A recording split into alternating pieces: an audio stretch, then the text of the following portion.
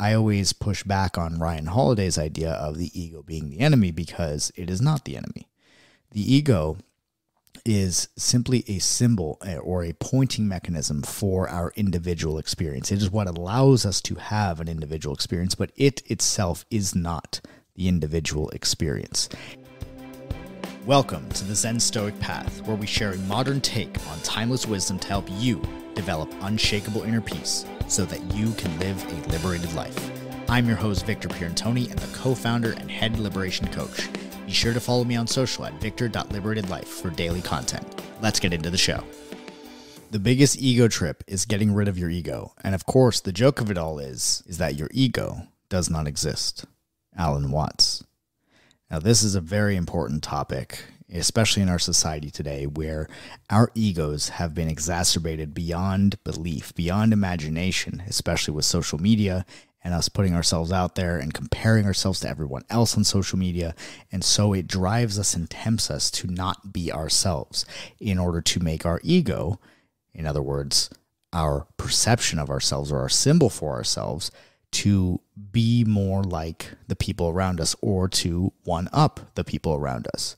And this can be a very deadly and never-ending trap that we get ourselves into and that we affect our mental health in a negative way with. The reason why I bring this up is because this addresses our fourth set of intention and delusion when it comes to Zen Stoic, which is sincerity versus performance. Now, sincerity versus performance is related to one's expression of themselves via words and actions. Sincerity focuses on telling the world who they are, and self-generates validation that prioritizes integrity over the approval of others. It is not to say that we don't care about the approval of others, that we don't care what people think about us. It just is to say that when you're being sincere, it prioritizes your own self-respect and integrity over that. Whereas performance focuses on asking the world to tell them who they are and outsources validation that prioritizes the approval of others over their own integrity. So one of the reasons why we bring this up relative to the ego is because performance is a product of an over-identification with the ego. Our egos are really and truly a symbol of ourselves, but they are not who we are. And I always push back on Ryan Holiday's idea of the ego being the enemy because it is not the enemy. The ego is simply a symbol or a pointing mechanism for our individual experience. It is what allows us to have an individual experience, but it itself is not the individual experience. It is simply a pointing mechanism that allows us to measure the quality of our individual experience or to notice a sense of separation. It's how I know to bring my drink up to my own mouth versus someone else's mouth. So the ego, I always like to think of it as almost like another organ or another sensation, one of our five senses, except much more complex than our five senses. It's like a sensation just like the sense of smell, except much more complex with a lot more layers. One Alan Watts quote that I really like around this, around the idea of trying to get rid of your ego, is that trying to get rid of your ego is repeated efforts to one up the universe that may eventually reveal their futility. Don't try to get rid of the ego sensation. Take it so long as it lasts as a feature or play of the total process, like a cloud or a wave, or like feeling warm or cold, or anything else that happens of itself. Getting rid of one's ego is the last resort of invincible egoism. It simply confirms and strengthens the reality of the feeling. But when this feeling of separateness is approached and accepted, like any other sensation, it evaporates like the mirage that it is. This is why I'm not overly enthusiastic about the various spiritual exercises in meditation or yoga, which some consider essential for the release from the ego. For when practiced in order to get some kind of spiritual illumination or awakening, they strengthen the fallacy that the ego can toss itself away by a tug on its own bootstraps. Alan Watts. This is a really beautiful way of describing this whole journey that a lot of people have when they are getting into spiritual practice or on the spiritual path to try to get rid of their ego as though it is something negative. We've been told that it's something negative, but the reality is it is very neutral. It's just a symbol, and it functions as what we use to point to our own individual experience. But just like the idea of the finger pointing at the moon that we talked about a few episodes ago, the finger is not the moon. The ego is not the individual experience. It just allows us to have it. And so, with that being said, when it comes to sincerity versus performance and allowing yourself to actually be authentic, one thing is to remember that being sincere is all about trusting yourself genuinely as you are, whereas performing is trusting in the ego or the image that you've portrayed to the world, that you think the world wants you to be. There's this great quote by Cooley that says, "I am not who I think I am. I'm not who you think I am. I'm who I think you think I am."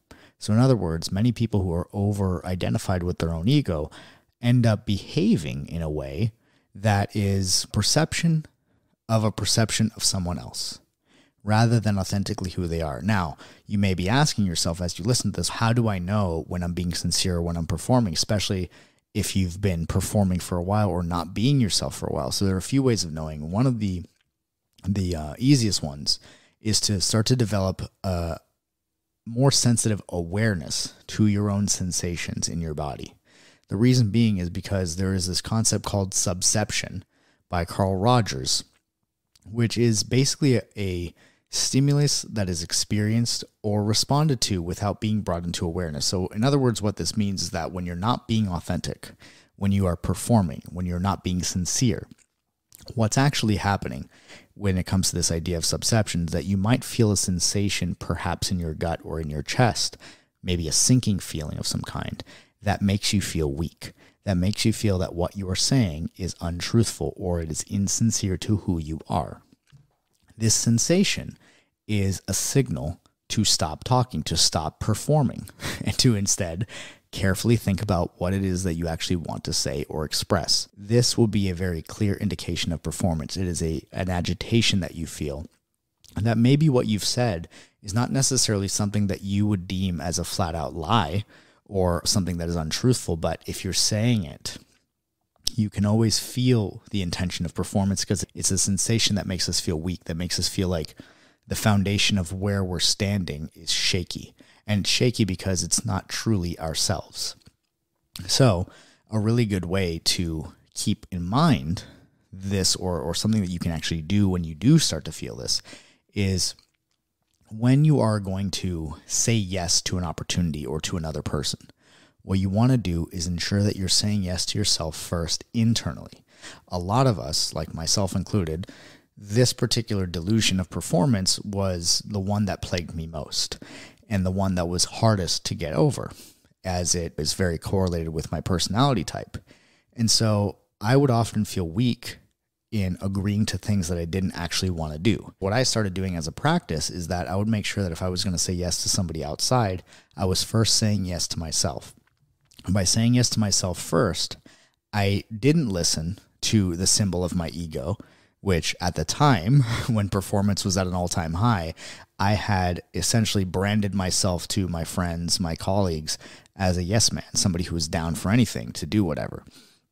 That ultimately made me feel weak. I had a lot of that experience of subception where I'd have these emotional sensations in my body whenever I would agree to something that actually wasn't in my best interest. So pay attention to how you feel. Do your words make you feel weak? Do they make you feel strong? If they make you feel weak and like the ground is shaky, then often you are agreeing to something that is not actually in your best interest, and you're probably performing versus being sincere. Sincerity allows you to feel strong, and to develop a sense of trust within yourself takes a continuous practice of sincere action and expression. Every time you express yourself sincerely, you build more and more trust for yourself.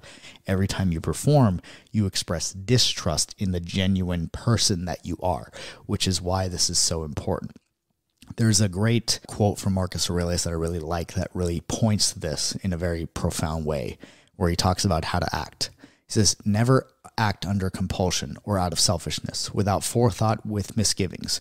Don't gussy up your thoughts. No surplus of words or unnecessary actions.